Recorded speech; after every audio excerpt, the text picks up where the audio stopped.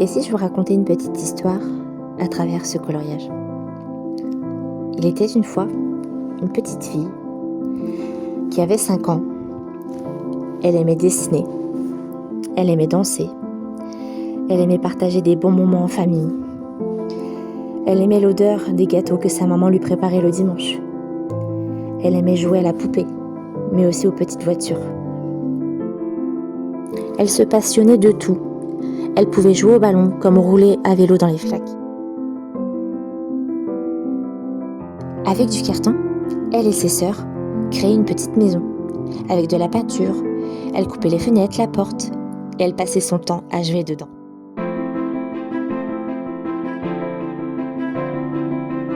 Elles passèrent leur temps aussi à créer des jeux de société et à jouer toute l'après-midi avec leurs propres jeux.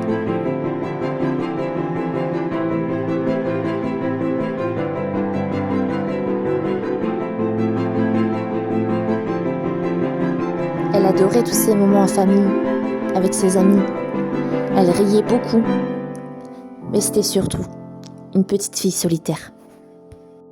Quand elle n'était pas dans sa chambre, en train de rêver, à vouloir devenir une fée, à regarder ses peluches, regarder ses livres, colorier, dessiner, inventer un monde à elle. Elle aimait par-dessus tout passer du temps dans le jardin, écouter les oiseaux chanter, les regarder voler, sentir toutes ces odeurs de ces fleurs magnifiques, avec ces mille et une couleurs, de toutes formes différentes, des jacinthes, des tulipes, des roses. Elle aimait par-dessus tout arroser les fleurs avec sa maman. Et un jour, sa maman lui offrait son propre arrosoir. Elle était si heureuse de recevoir cet arrosoir ce jour-là, parce qu'elle pouvait aider sa maman. Oui, l'arrosoir de sa maman était bien trop lourd pour elle. Elle n'avait que 5 ans. Donc ce jour-là, elle était très heureuse de pouvoir l'aider. Sa maman lui disait « Il faut donner à boire aux fleurs, elles ont soif. Si elles ne boivent pas, elles vont mourir. » C'était impensable pour cette petite fille de laisser mourir ses fleurs. Ce jardin était tellement beau, bien entretenu. C'était un jour d'été et il faisait très chaud, raconte la petite fille. Elle allait voir sa maman et lui disait « Maman, les fleurs ont soif. Il faut donner à boire aux fleurs. » C'était impensable pour cette petite fille de laisser mourir de soif ses fleurs. Toutes ces merveilles de la nature qui s'offrent à nous, les fleurs, les plantes, les arbres, la mer, le sable fin, les montagnes, les dunes, les rivières. La nature est tellement belle, alors protégeons-la.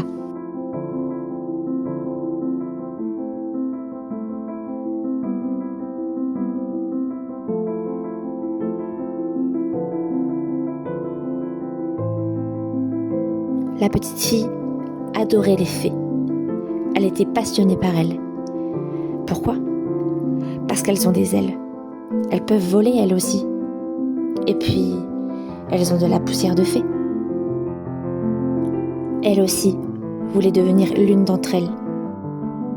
Pour pouvoir voler. Pour pouvoir aider les gens. Les sauver, les aider. Leur apporter un peu de gaieté, un peu de joie, un peu de bonheur. Mais c'est impossible de devenir une fée. Rien n'est impossible. Je vais devenir une fée à ma manière, disait la petite fille. Je serai une fée pour faire le bien autour de moi. Je serai une fée bleue, comme la couleur de la mer et du ciel, comme la rose bleue que sa maman aimait tant. Et puis le bleu, c'est la couleur de l'apaisement.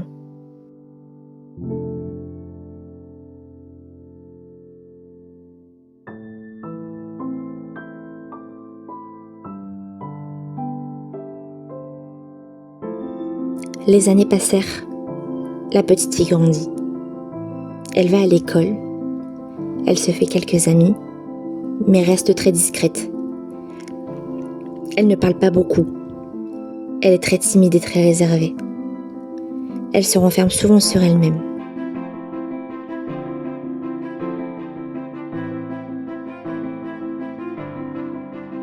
Oui, elle ne parlait pas beaucoup, jusqu'au jour où elle trouve une passion qui va l'animer tous les jours après l'école, le week-end. Elle va parler avec son corps. La danse, c'est quelque chose de très important pour elle. Elle va faire tous les mouvements qu'on lui demande, au millimètre près. Pourquoi ? Parce qu'elle peut enfin parler à travers ses mouvements. C'est plus simple pour elle de parler avec son corps que de parler avec sa propre voix.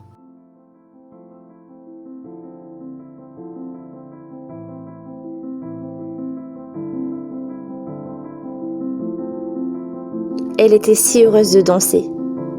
Elle était enfin elle-même. C'est l'endroit où elle se sentait le mieux. À l'entraînement ou sur scène, ou pendant les concours, elle donnait tout.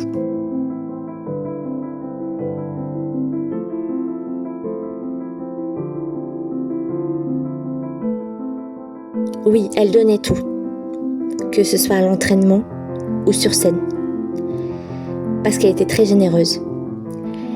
Elle voulait que son public et sa famille soient fiers d'elle, et surtout qu'ils passent un bon moment, qu'ils oublient leurs soucis, le temps d'une après-midi.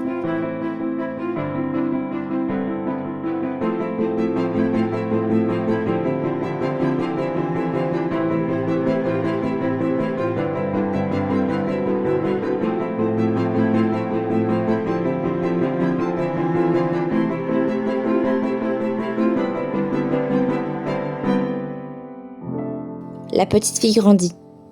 Elle devient adolescente.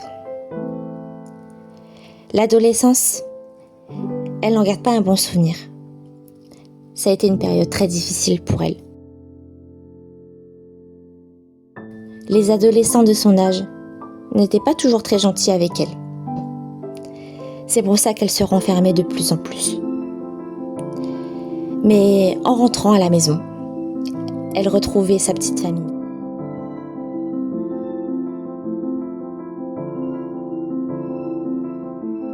Et le soir, elle restait souvent avec sa maman, où ils passaient des heures à discuter, à jouer aux dames ou faire des puzzles.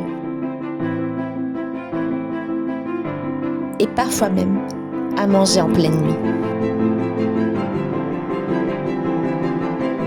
Elles passaient des soirées ensemble, à discuter, rigoler, jouer.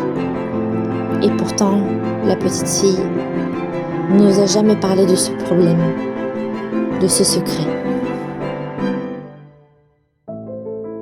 Elle n'aimait pas aller à l'école. Elle aimait s'instruire. Souvenez-vous, elle se passionne de tout. Elle est curieuse. Mais elle ne voulait pas aller à l'école. Elle redoutait ce que les enfants adoraient, la récréation. Parce qu'elle était moquée, pas appréciée. C'est pour ça que cette petite fille est devenue solitaire.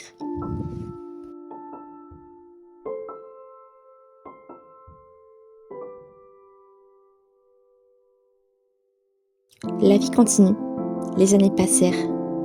Elle continue la danse, elle continue le dessin. Elle se passionne par d'autres choses, continue de s'instruire. Elle aime toujours aller dans le jardin, avec ses sœurs et ses parents. Mais elle n'a plus 5 ans, elle en a 15. Elle est lycéenne. Les premiers mois au lycée se passent bien. C'est normal, ce sont de nouveaux élèves. Au début, tout va bien. Et au fil des mois, des années, le calvaire recommence. L'adolescente continue la danse. C'est un échappatoire. Elle donne tout, par colère, jusqu'à même parfois faire des malaises sur scène. Mais peu importe, c'est sa manière à elle de s'exprimer, c'est de danser. Donc elle va parler et crier avec son corps. Heureusement, elle avait 2 amies sur qui elle pouvait compter. Et un jour, grâce à l'une d'entre elles, elle rencontre son premier amour. C'est à partir de ce moment-là que tout va changer pour la petite fille à l'arrosoir. Cette adolescente blessée. Elle n'a jamais douté de l'amour de sa famille, de ses parents ou de ses sœurs. Mais en revanche, être aimée par quelqu'un qu'elle connaissait à peine, c'était un sentiment nouveau, étrange et bizarre. C'est la première fois qu'un inconnu s'intéresse vraiment à elle, pour ce qu'elle est vraiment. Et avec le temps, la fille à l'arrosoir, l'adolescente écorchée, la jeune femme, amoureuse et heureuse, peut enfin devenir une fée, comme une chenille qui devient papillon. La petite fée à l'arrosoir, aujourd'hui, elle ne peut plus danser. Son corps lui fait trop mal. Mais n'oubliez pas, maintenant la petite fille, elle parle et elle veut faire entendre sa voix. Aujourd'hui, la fée à l'arrosoir veut faire le bien autour d'elle. Elle veut rendre les gens heureux, mettre de la couleur, de la paillette dans leur vie. Elle ne peut plus danser, mais aujourd'hui elle a trouvé une nouvelle passion. La fée veut tout simplement rendre les gens heureux, les faire rire, apporter du bonheur et apporter de la couleur dans leur vie. Maintenant, j'ai une question. Est-ce que cette petite fille vous rappelle quelqu'un ? Je vous présente la fée à l'arrosoir.